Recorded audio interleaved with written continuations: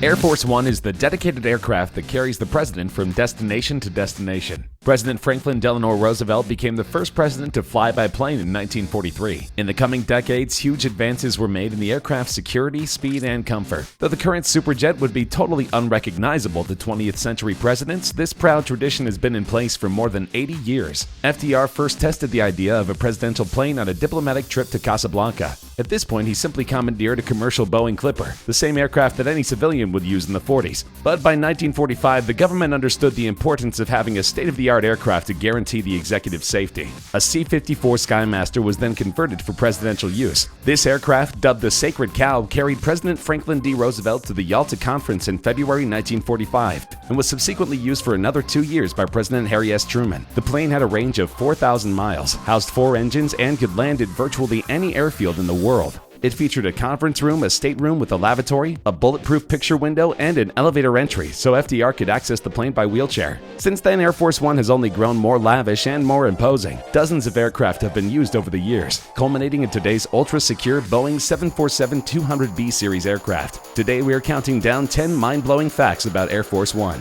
It shouldn't come as a surprise that this highly technical aircraft is expensive to operate. The United States spares no expense when it comes to the president, and they refuse to cut corners when it comes to their safety. Under President Obama, Air Force One cost a lofty $56,000 an hour to operate. The plane had a few faults though, including famously spotty Wi-Fi. Allegedly, Obama learned about major policy decisions hours after the average American on a few instances because he couldn't connect his trusty BlackBerry to the wireless internet. After a few overhauls, President Trump's cost of operation has risen immensely. The plane now costs closer to $200,000 an hour to operate. To put that in perspective, Trump's diplomatic travels cost taxpayers $10 million in his first month in office alone. After general skepticism from the public, the Air Force reported that the operating cost for each VC-25A in 2018 was $210,877 per hour. Presidential travel is a highly complex logistical operation involving hundreds of people, dozens of vehicles, and a fleet of aircraft. As a result, it's easy to see how the bill can skyrocket very quickly. And that isn't even calculating the cost of the planes themselves. Each VC-25A cost approximately $325 million. Though this is a tiny fraction of the overall budget, it's a serious chunk of change to most people.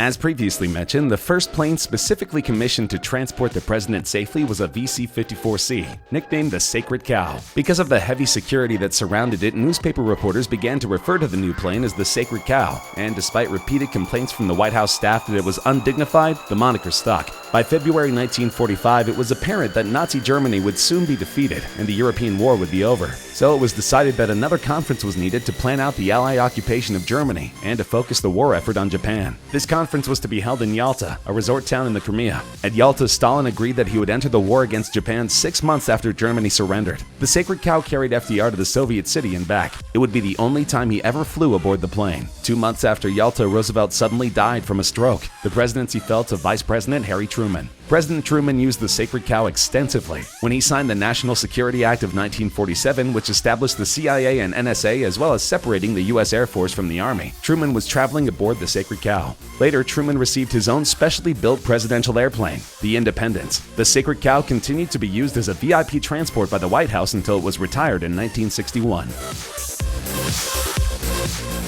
There's a long-standing precedent of spending lavishly on Air Force One, but President Trump just raised the bar to a brand new level. Though it's been plagued with scandals over the past few years, American manufacturer Boeing won a $3.9 billion contract to construct the next Air Force One fleet. In an interview with CBS, Trump confirmed the new planes will be painted red, white, and blue, which I think is appropriate. If selected, the new livery would match the color scheme of those used for the official jets of France, China, and Russia. Former President John F. Kennedy and First Lady Jacqueline Kennedy selected the current color scheme in the 1960s. Boeing gave us a good deal, Trump told CBS, adding that he saved $1.5 billion on the project. Trump has emphasized the need to minimize the cost of replacing the 2 existing Air Force One aircraft, the White House said in a statement Wednesday. The statement said the contract saved taxpayers about $1.4 billion over the initial contract. Obviously, they've not made any of the plane's features public in an effort to maintain secrecy, but one can only imagine what kind of features you can buy with $4 billion.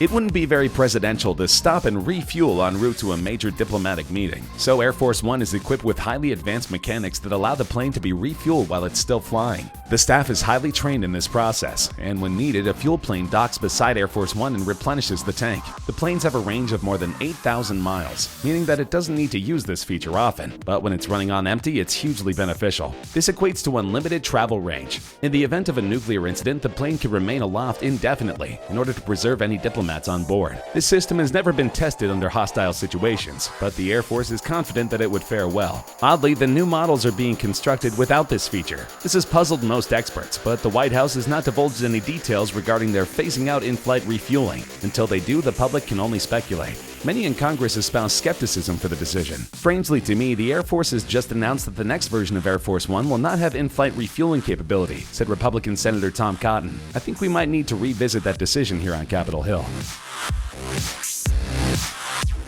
The U.S. doesn't take any chances when it comes to military might. In order to guarantee the safety of the president, Air Force One is often flanked by a pair of supercharged battle planes, nicknamed the Doomsday plane. Born and bred for battle, the modified Boeing 747s are nearly 6 stories tall, equipped with 4 colossal engines and designed to survive a nuclear attack. It's like a backup Pentagon, a U.S. Air Force crew member told CNBC aboard one of the aircraft, which was transporting Defense Secretary James Mattis. There's always one plane on alert and ready to go 24 hours, 7 days a week. The E-4B Advanced Airborne Command Post, or Doomsday plane, is a highly survivable flying fortress. And much like Air Force One, its sister aircraft with the same recognizable paint job, most of the E-4B's capabilities are classified. Designed during the Cold War, each E-4B, or Night Watch, is built to endure the immediate aftermath of a nuclear detonation.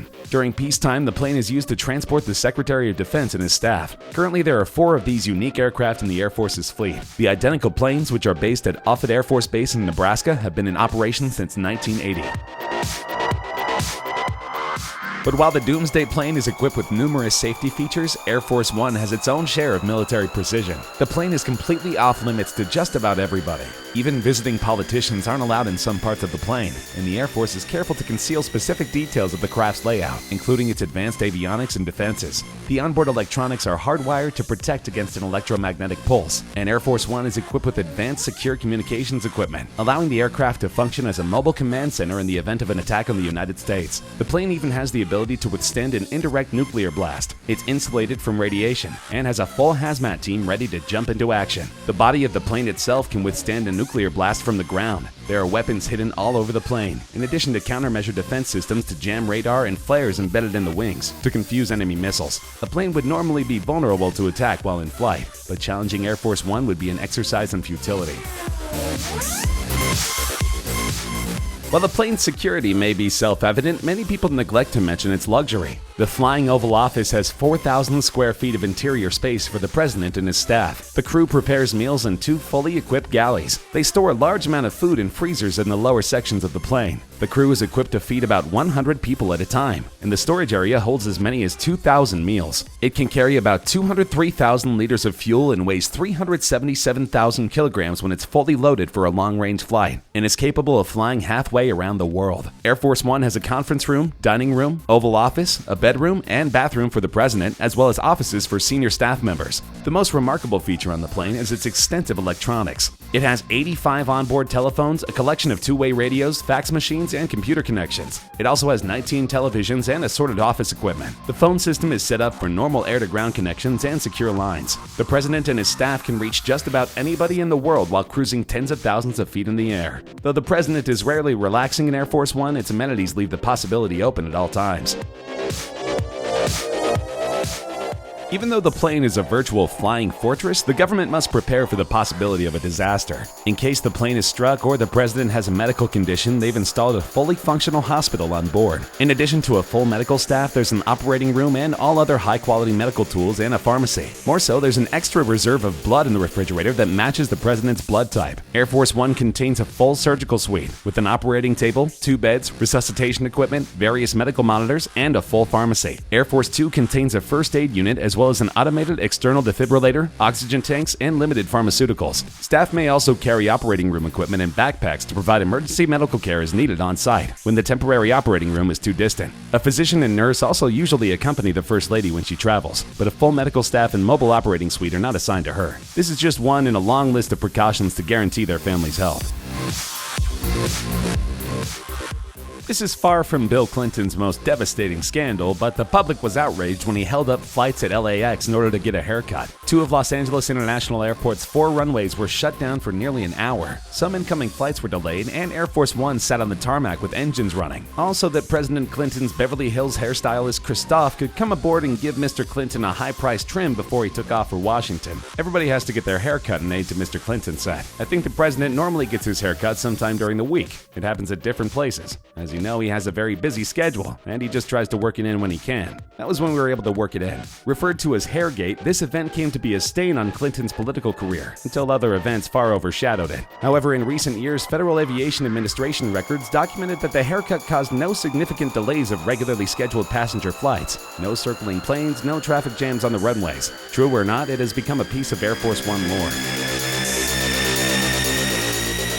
In 1990, George Bush Sr. concluded a press conference by declaring that he wouldn't stand for broccoli in the White House or Air Force One any longer. In the bizarre tirade, he stated, "I do not like broccoli, and I haven't liked it since I was a little kid and my mother made me eat it. And I'm President of the United States, and I'm not going to eat any more broccoli." But Bush revealed that his house is divided. He mentioned that his wife Barbara was a huge broccoli lover. He said that she should buy her own broccoli if she wanted it before walking off stage. True to his word, no broccoli was available on Air Force One until George H.W. Bush left office in 1993. According to those close to him, his diet is similar to a teenager's, filled with cholesterol-laden goodies. Junk food is his lifestyle, said a former aide Pete Thiele. The sort of food the president loves can be procured at baseball games, fast food joints, or 7-Elevens. Beef jerky, nachos, tacos, guacamole, chili, refried beans, hamburgers, hot dogs, barbecued ribs, candy, popcorn, ice cream, and cake. Until the mid-90s, that's the kind of fare you could expect aboard the executive aircraft.